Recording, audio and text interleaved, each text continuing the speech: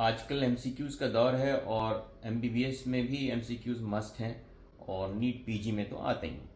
तो ये मैंने उसी एमसीक्यू ओरिएंटेशन से ये वीडियो बनाया है regarding the head injury and the intracranial haemorrhages regarding that all sort of haemorrhages, जैसे extradural haemorrhage which is also called epidural haemorrhage, subdural, subarachnoid, intraparenchymal haemorrhage that we also call cerebral haemorrhage और intraventricular haemorrhage. अब इनकी क्या clinical findings होती हैं, क्या radiological findings होती हैं, ये सब तो जनरली मिल ही जाता है। लेकिन क्या है कि anatomical basis of all these findings, science and symptoms, वो ज़्यादा ज़रूरी है जानना।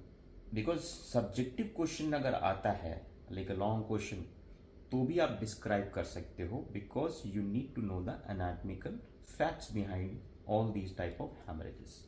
So that's the purpose of this video. So watch it. और हाँ, वीडियो को एंड तक ज़रूर देख लेना, बिकॉज लास्ट में क्या है कि मैंने कुछ MCQs ऐड किए हैं जिससे कि आप पूरा रेट्रोग्रेड में रिवाइज कर सकोगे। ठीक है, and do subscribe my channel. Okay.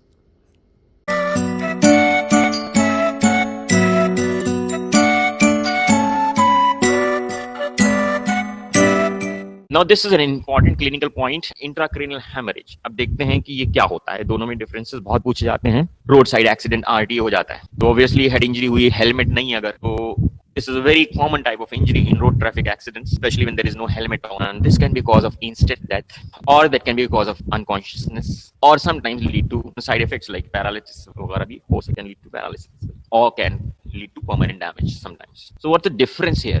Epidural hemorrhage and subdural hemorrhage, both are, these spaces outside and inside the dura mater, these spaces are potential spaces.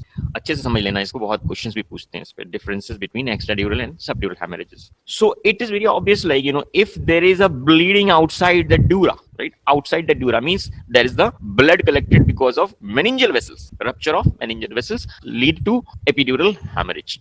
And subdural hemorrhage, we're talking about the space between arachnoid and the meningeal layer of the dura, and that's the subdural space. Subdural also is a potential space. Now if you remember, why did we call the fourth layer of the scalp as the dangerous layer of the scalp? The similar reason applies here in subdural hemorrhage, because they were emissary veins. If you remember, from inside the cranium they were traversing the inner and outer tables, then pericranium, then the loose areolar connective tissue, then the glia aponeurotica, then the superficial fascia, and then the skin. Like, that's the layer of the scalp from inside to out, right? So these emissary veins, like connecting the veins of the scalp to the dural venous sinuses, they have a very much chances to break down in cases of scalp injuries. In cases of scalp injuries, the blood collected in the scalp is in the fourth layer. And the reason, if you remember, because that loose space provides easy space for sliding of the layers above. And because those emissary veins are traversing that fourth layer, they easily get ruptured. One thing, if you remember, that fourth layer of the scalp is the dangerous layer of the scalp. The same thing applies here. Now we're talking about the subdural hemorrhage. Now think about this dura mater. Dura mater has two layers, outer and inner layer, the meningeal layer. And in between the two layers is the dural venous sinuses. Now below to that meningeal layer is arachnoid mater. And arachnoid and dura have no regular space, but arachnoid and pia has a lot of space, and that is called subarachnoid space. And of course that's filled with trabeculations and makes it a spongy space filled with CSF, having the cerebral vessels. We are talking the space between dura and arachnoid, which is normally obliterated, and it's a potential space. But the cerebral vessels, if you remember, the cerebral vessels also drain into the dural venous sinuses. One thing. Then these arachnoid villi and granulations, they also pour the CSF, that's a drainage apparatus of CSF in the dural venous sinuses. So what actually is traversing the subdural space? It is the emissary veins, it is the cerebral veins, and it is the arachnoid villi and granulations. Mainly, of course, villi and granulations, of course, CSF leak bhi ho jayega. But talking about the blood here is the venous blood that leaks out because of the emissary and cerebral veins which traverse the subdural space. Got it? So अब difference पे बात करते हैं. Epidural and subdural में understood now. Epidural में think about middle meningeal artery. Remember, क्योंकि vault में most common side of fracture of skull is, who will tell me? Most common side of fracture of skull is It is the parietal tuber, the parietal eminence on both the sides. Don't confuse with nasal bone. Nasal is the most commonest bone to fracture in skull. Remember, the most common bone to fracture in skull is the nasal bones, and most common site of fracture of skull is the parietal tuber or the parietal eminences, the parietal bones laterally posterolaterally. So of course the cranial vault, you can say, if it fractures in epidural hemorrhage, there will be collection of arterial blood, and that will be because of middle meningeal artery. ठीक है, यहाँ पे the blood deposited collected will be a venous blood, and that you know is because of the emissary and cerebral vessels traversing the subdural space. ये दो important difference हो गए, blood कौन सा होता है किसमें. Then symptoms of cerebral compression are late. Here the symptoms of cerebral compression are early. ये भी याद रहना चाहिए, बड़ा आसान सी बात है. Remember the two layers of the dura I told you. The outer one is a thinner layer and is more vascular, the endosteal layer. The inner one is more rigid, more fibrous and less vascular. Understood? Because they form the folds of the dura mater. So obviously बात है, if there is collection of blood outside the dura, it will not compress on the underlying structures and the cerebral cortex पे उसका pressure effect will be less because underlying thick, rigid meningeal layer. And if it's a subdural hemorrhage में the blood clot is actually resting on the arachnoid matter. And these are very thin layers. So the compression effect जो आएगा subdural hemorrhage में early आएगा. ठीक है, the symptoms of cerebral compression are early in subdural hemorrhage and symptoms of cerebral compression will be late in epidural.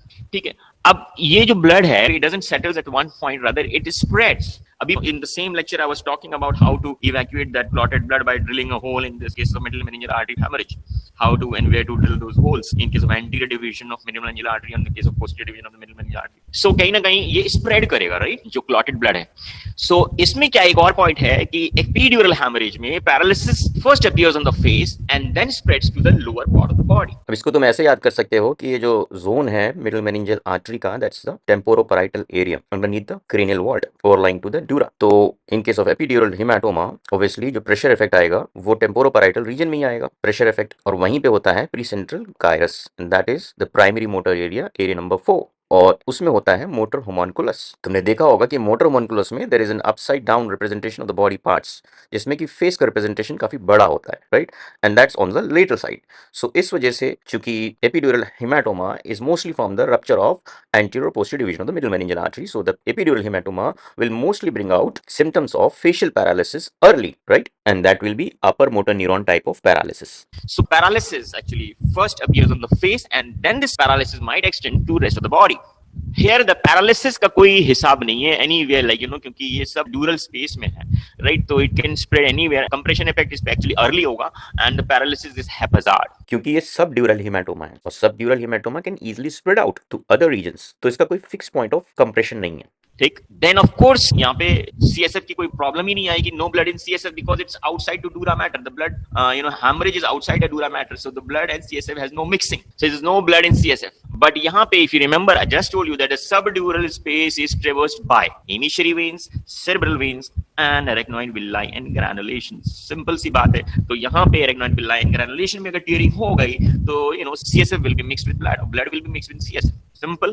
So important है that blood in CSF is a common finding. This is very important, the differences between the two, not only here but also in your clinical subjects, also in your MCQs. Okay, so there's a diagram. There are actually 3 types of hemorrhages. यहाँ पे epidural I have taught you, subdural hemorrhage I have taught you, and there can be a hemorrhage in the subarachnoid space, like between arachnoid and pia mater, and that is a space you can see filled with CSF and has cerebral vessels. Look here, first of all, ये वाला देखते हैं. Now this one is an extradural hemorrhage. Extradural hemorrhage में you can see this is the cranial vault, fracture हो गया, right? There's a fracture, and you see a vessel underneath that. This is a meningeal vessel which has been torn. So if a meningeal vessel ruptures, there will be collection of arterial blood in the epidural space, and that is called epidural hemorrhage. Now here in this diagram you are seeing is a subdural hematoma. Look here, this is a pink color lining outside the endosteal dura. This is the meningeal layer of the dura. This is fox cerebri, right? Then you find underneath is arachnoid matter, the red color thing, and this is the pia mater. This is the subarachnoid space filled with trabeculations. Now in the subarachnoid space there was cerebral artery and veins running in the subarachnoid space. So this is a cerebral vein running in the subarachnoid space, and as I told you that cerebral vessels will perforate the meningeal layer of the dura to drain into the dural venous sinuses. So subdural space is traversed by the cerebral vessels. To drain into the dural venous sinus.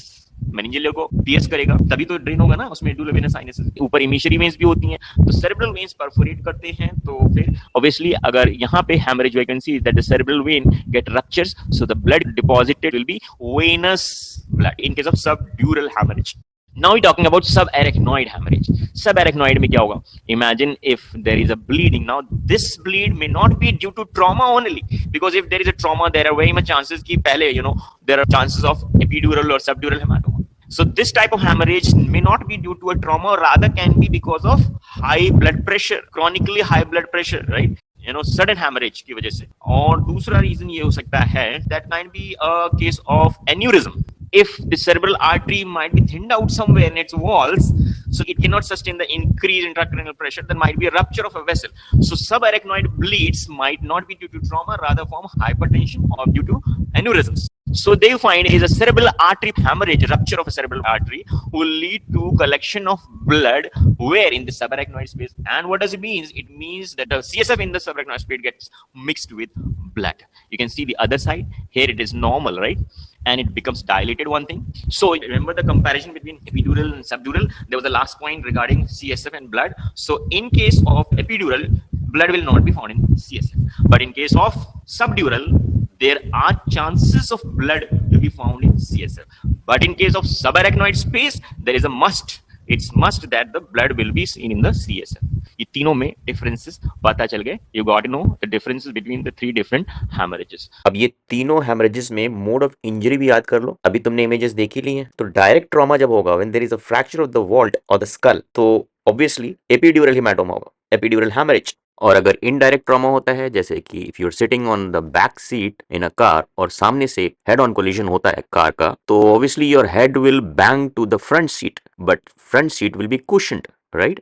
So as such there will be no fracture, but your brain, which is already floating in the subarachnoid space, is going to bombard with the cranial vault from inside, right? तो इस case में यानी indirect trauma जहां की अंदर से brain vault पे strike कर रहा है, वहां पे इमिशरी वेन्स या cerebral veins traversing the subdural space या अरेक्नॉइड विल्ला, ये सब रप्चर कर सकते हैं। तो subdural haematoma will commonly be seen in indirect trauma. अब ये जो इनडायरेक्ट ट्रॉमा मैंने बोला है, ये तुमको समझाने के लिए बोला है, राइट? क्योंकि एमसीक्यूज में कभी कभार they might ask you like causes of subdural haematoma, तो they might even mention it as the head injury और direct head injury. It's equally correct because it's actually your head which has bumped into the front seat, may be a wall, may be any other vehicle और a road accident. But remember, the injury is because your brain hits the skull from inside. So don't be so peculiar about that indirect or direct trauma. It actually is the head injury where your brain hits the skull from inside. Now talking about the causes of subarachnoid hemorrhage, where the most common cause is increased blood pressure leading to rupture of aneurysms of the cerebral arteries. And remember, head injury also can be one reason for subarachnoid hemorrhage. So head injury should not be ruled out. It should also be taken into consideration for subarachnoid bleeds also. अचानक से sudden rise in blood pressure, that can be one cause. Or if there is rupture of aneurysm, especially in the central arteries, which is common, Charcot's artery पता होगा, right? Middle cerebral artery की branch, and that is also called artery of cerebral hemorrhage. Berries aneurysms होते हैं उसमें old age में और chronic hypertensive patients में, तो ये berries aneurysms rupture कर सकती हैं। तो ये reasons हो सकते हैं subarachnoid hemorrhage के। लेकिन याद रखना कि अगर central arteries perforate करती हैं या choroidal branches rupture करती हैं, तो there can be collection of blood within the ventricles। और अगर वेंट्रिकल्स में ब्लड जमा हो गया तो they can be a midline shift, septum pellucidum deviate कर सकता है, specially in case of third ventricle. और अगर थर्ड वेंट्रिकल तक ब्लड पहुंच गया है, it can cause compression to the hypothalamic centres for autonomic control of the body, that can be lethal and that can eventually lead to death, right? अब एक बात चलते चलते और बता दें लास्ट में कि नोइंगली अननोइंगली मैंने तुमको एक चौथा टाइप का हेमरेज बताया है, and that is the cerebral haemorrhage, यानी कि bleeding within the brain tissue itself. So don't confuse epidural, I believe it's clear, subdural also have told you, then subarachnoid भी बता दिया है, and lastly what I was telling about the central perforating branches of the cerebral arteries including the choroidal branches. So if they rupture, that is actually called cerebral hemorrhage. We often call it as stroke. But stroke और cerebral haemorrhage में ये फर्क है कि stroke का एक और कारण होता है and that is ischaemic cause, may be because of occlusion और thrombosis of a central artery, so that also can cause irreversible damage to the nervous tissue. So stroke includes cerebral hemorrhage and cerebral ischemia. That's why stroke is also called cerebral infarction.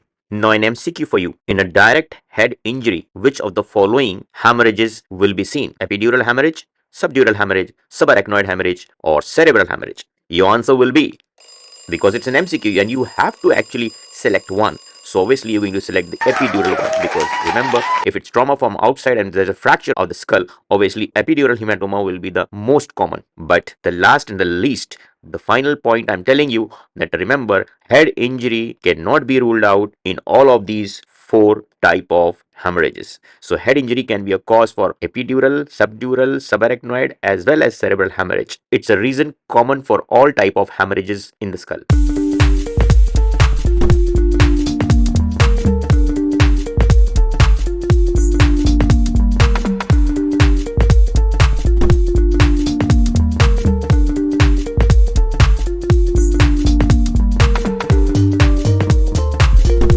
Come on, let's solve few more MCQs. A crescentic or a banana-shaped image on a CT scan of head of a patient of head injury is most commonly seen in epidural hemorrhage, subdural hemorrhage, subarachnoid hemorrhage, or cerebral hemorrhage.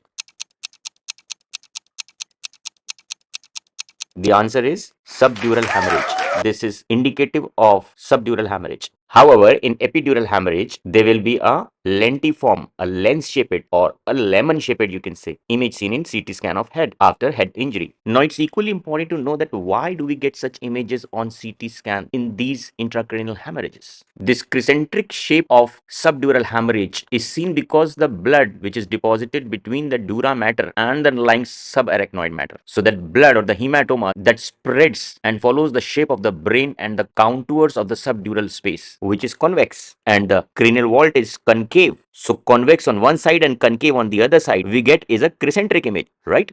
Now, it is equally important to understand that why there is a lentiform, a lens-shaped or a biconvex or a lemon-shaped shadow is seen in an epidural or extradural hematoma. This is also due to the way the blood accumulates within the space between the inner table of the cranial vault and the outer layer of the dura, that we call as endocranium, the periosteum of the bone covering from inside. It's the outer layer of the dura, we call it as endocranium, right? So the blood is between the cranial vault and the outer layer of the dura. And remember that there is a pericranium also. Cranial vault is covered by periosteum both from outside and inside. The outside layer of the periosteum we call as pericranium. Underneath to that, if the blood collects, that is called cephalohematoma, that I taught you while I was teaching the clinical anatomy of the skull. And remember that cephalohematoma also had a limited spread because of the sutural lines. The pericranium is attached with the sutural ligaments. So the shape of the blood collected below the pericranium and the outer table has a limited spread. It eventually takes the shape of the bone concerned on which there is a hematoma. So that was the characteristic of cephalohematoma, that the blood didn't cross the midline, the sagittal plane, the sagittal suture. Mostly it's overlying to the parietal bones or the frontal bones, but it didn't cross the suture lines. Same applies here also. Now, epidural or extradural hematoma is the blood deposited between the inner table and the endocranium. That's the outer layer of the dura mater. And same dura mater or the endocranium is also attached with the intersutural ligaments. So here also the epidural hematoma has a limited spread. It spreads, and after being limited by the sutural ligaments, it starts bulging inwards towards the brain parenchyma, right? And because the cranial vault is convex outside and this epidural hematoma starts bulging inside, so that takes a lentiform shape, a biconvex shape. So remember now, the epidural hematoma and cephalohematoma are somewhat similar. Outside the outer table of the cranial vault, there is cephalohematoma, which is associated with the scalp injuries, and a hematoma just below the inner table of the cranial vault is epidural hematoma, which is a part of intracranial hemorrhage. Now, one more MCQ. Acute severe headache, which is often described as worst headache of life or thunderclap headache. This is a typical finding seen in which of the following intracranial hemorrhages? Epidural hemorrhage, subdural hemorrhage, subarachnoid hemorrhage, intraparenchymal hemorrhage, which means intracerebral hemorrhage. So remember that this most agonizing acute headache is a feature of Subarachnoid hemorrhage, often described as the worst headache of life. And remember, this headache can often cause nausea or vomiting. Neck stiffness also might be seen in this condition. Now, one must be thinking that why headache is so severe in subarachnoid hemorrhage. So remember that it's the subarachnoid space where there are cerebral vessels running, and surrounding to these cerebral vessels is the meninges, mainly the dura and the pia mater, which have nociceptors, the pain receptors. So in case of increased blood pressure, these nociceptors they get activated, or might be because of headache there are some chemicals liberated which stimulate these nociceptors present in the dura and the pia mater. But remember that brain itself, the nervous tissue itself, does not have any pain receptors. And also remember that it's the subarachnoid space which is in close relation with the sensory areas of the brain, the postcentral gyrus. So due to the pressure effect of the subarachnoid space, there is most severe pain in subarachnoid hemorrhage.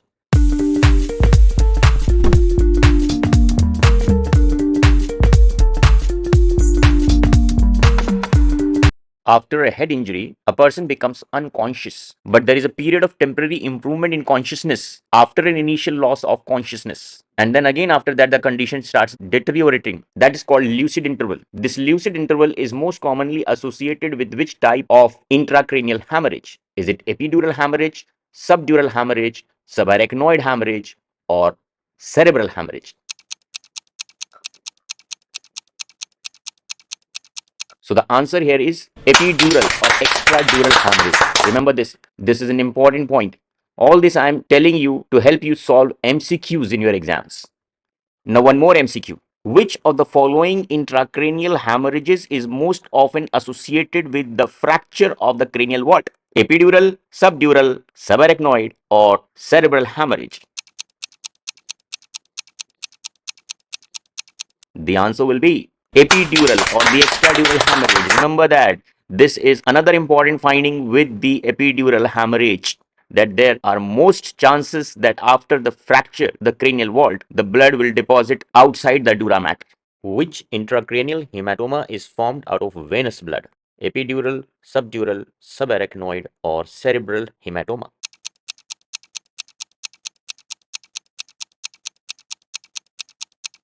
Answer is subdural hemorrhage, because there were emissary veins, the bridging veins, even the cerebral veins, they were traversing this subdural space. So because of the rupture of these vessels, there is venous blood deposited in the subdural space. Blood in CSF is a finding suggestive of epidural hemorrhage, subdural hemorrhage, subarachnoid hemorrhage, or intraparenchymal hemorrhage, that we also call as cerebral hemorrhage.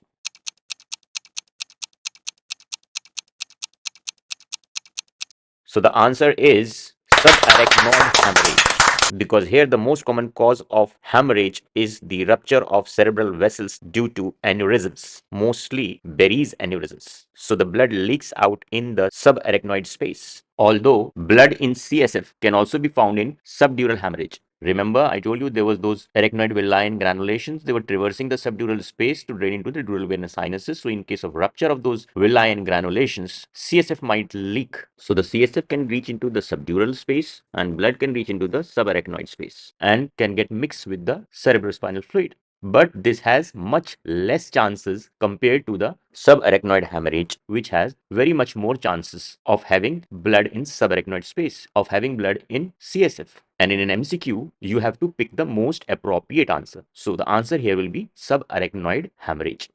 But let me tell you here, there is one more type of intracranial hemorrhage which we call as intraventricular hemorrhage. Now, that is not among the options here in this MCQ, but that also is a sure short answer for this MCQ. So, blood in CSF will be seen in both subarachnoid hemorrhage as well as in intraventricular hemorrhage.